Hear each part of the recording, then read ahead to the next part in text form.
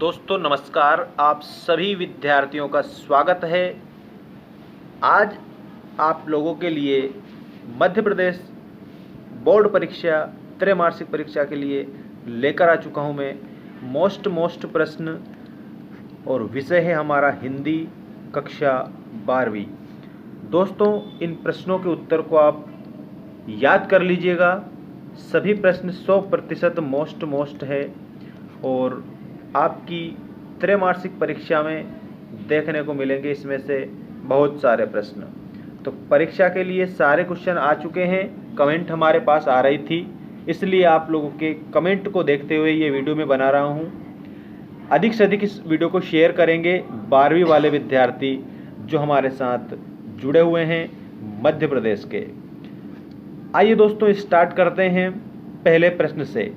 एक सामान्य जानकारी में पहले बता देता हूं, इसमें 10 प्रश्न रहेंगे और 10 ही प्रश्न रहेंगे। ये शॉर्ट आंसर टाइप क्वेश्चन रहेंगे, मतलब आपके जो 2 अंक के जो क्वेश्चन पूछे जाने वाले हैं वो 2 अंक के क्वेश्चन मैं आज इस वीडियो के माध्यम से आपको बता रहा हूं। इसके पहले भी मैंने बहुत सारे वीडियो अपलोड कर रखे हैं, आप उनको जाकर देख सकते हैं। चलिए स्टार्ट करते हैं बिना देर किए।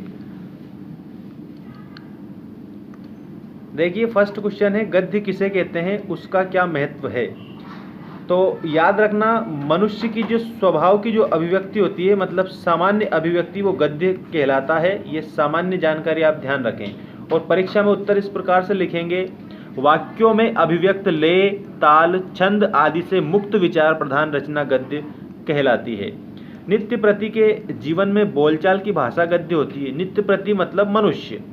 व्यवहारिक एवं साहित्यिक उपयोगिता की दृष्टि से गद्य अत्यंत महत्वपूर्ण है।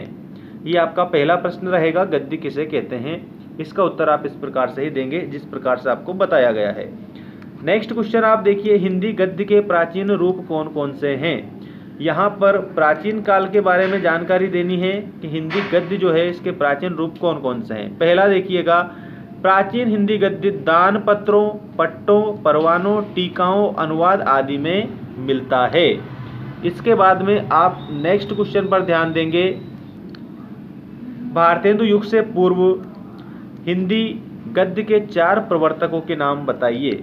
मतलब कि आपको यहाँ पर भारतेंदु युग से पूर्व के बताने हैं 4 प्रवर्तक। तो मुंशी सदासुखलाल, इंशा अल्लाह खां, लल्लू लाल तथा सदल मिश्र भारतेंदु युग से पूर्व के हिंदी गद्य के प्रथम 4 उन्नायक माने जाते हैं। इसके बाद में नेक्स्ट क्वेश्चन है आपका, रानी केतकी की कहानी का अन्य नाम क्या है। ये महत्वपूर्ण क्वेश्चन है। हिंदी साहित्य का इतिहास में रामचंद्र शुक्ल ने रानी केतकी की कहानी का दूसरा नाम उदयभान चरित बताया है।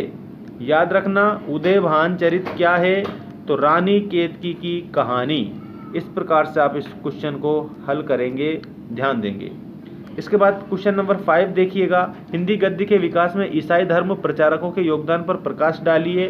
तो इसमें आप लिखेंगे, ईसाई धर्म प्रचारकों ने अपने धर्म ग्रंथ बाइबिल का बोलचाल की भाषा में अनुवाद संपन्न किया।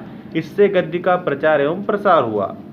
इसके बाद में क्वेश्चन नंबर 6 हम देखेंगे। सभी मोस्ट इंपॉर्टेंट क्वेश्चन है और ये वीडियो ज़्यादा लंबा चौड़ा ना हो, 5 या 6 मिनट में आपको 10 क्वेश्चन में बता दूंगा। मोस्ट प्रश्न है, लिख कर याद कर लेना। इसके बाद नेक्स्ट वीडियो बहुत जल्द आने वाला है। देखिए, भारतेंदु जी को हिंदी गद्य का जनक क्यों कहा गया है, संक्षेप में बताइए। भारतेंदु जी को हिंदी गद्य का जनक कहा जाता है। ये एक बात तो ये याद रखेंगे आप कि हिंदी गद्य का जनक किसे कहा जाता है, तो भारतेंदु जी याद रखना। लेकिन क्यों कहा जाता है, तो इसमें उत्तर इस प्रकार लिखेंगे, भारतेंदु जी से पूर्व हिंदी में गद्य का व्यवस्थित लेखन नहीं मिलता है। विचारों को सुसंबद्ध रूप में प्रस्तुत करने वाले गद्य का लेखन खड़ी बोली के माध्यम से भारतेंदु जी ने ही प्रारंभ किया था। भारतेंदु जी ने किसके माध्यम से प्रारंभ किया था, खड़ी बोली के माध्यम से प्रारंभ किया था। इसीलिए उन्हें हिंदी गद्य का जनक माना जाता है। याद रखना, हिंदी गद्य का जनक किसे माना जाता है, तो भारतेंदु जी को माना जाता है। इसके बाद नेक्स्ट क्वेश्चन आपकी स्क्रीन के सामने है, द्विवेदी युग के किन्हीं के हिंदी गद्य की विशेषता आपको बतानी है। देखिएगा, द्विवेदी युग के गद्य में आदर्शवाद तथा समाज सुधार की प्रवृत्ति का प्राधान्य दिखाई पड़ता है। अब ये शॉर्ट लग रहा है आपको, तो 2 अंक का क्वेश्चन रहेगा, उसमें ज़्यादा लंबा चौड़ा तो आपको लिखना नहीं है। नेक्स्ट क्वेश्चन देखिए, नाटक की परिभाषा लिखिए। तो याद रखना, नाटक एक प्रमुख दृश्य काव्य है। यहाँ पर दृश्य काव्य की अगर बात की जाए तो याद रखना, ऐसा काव्य जिसको हम देखकर एवं सुनकर आनंद की प्राप्ति करते हैं, वहाँ पर वो दृश्य काव्य होता है। तो नाटक की परिभाषा में लिखना है आपको, नाटक एक प्रमुख दृश्य काव्य है। यह एक ऐसी अभिनय परक विधा है जिसमें संपूर्ण मानव जीवन का रोचक वर्णन होता है। संपूर्ण मानव जीवन का रोचक वर्णन नाटक में किया जाता है। इसके बाद में नेक्स्ट क्वेश्चन है, ये मोस्ट से भी मोस्ट प्रश्न है, कई बार पूछा गया है। इस 9वें क्वेश्चन पर ज़्यादा ध्यान देंगे, वैसे सारे ही प्रश्न मोस्ट है, पर 9th क्वेश्चन पर ज़्यादा ध्यान देना।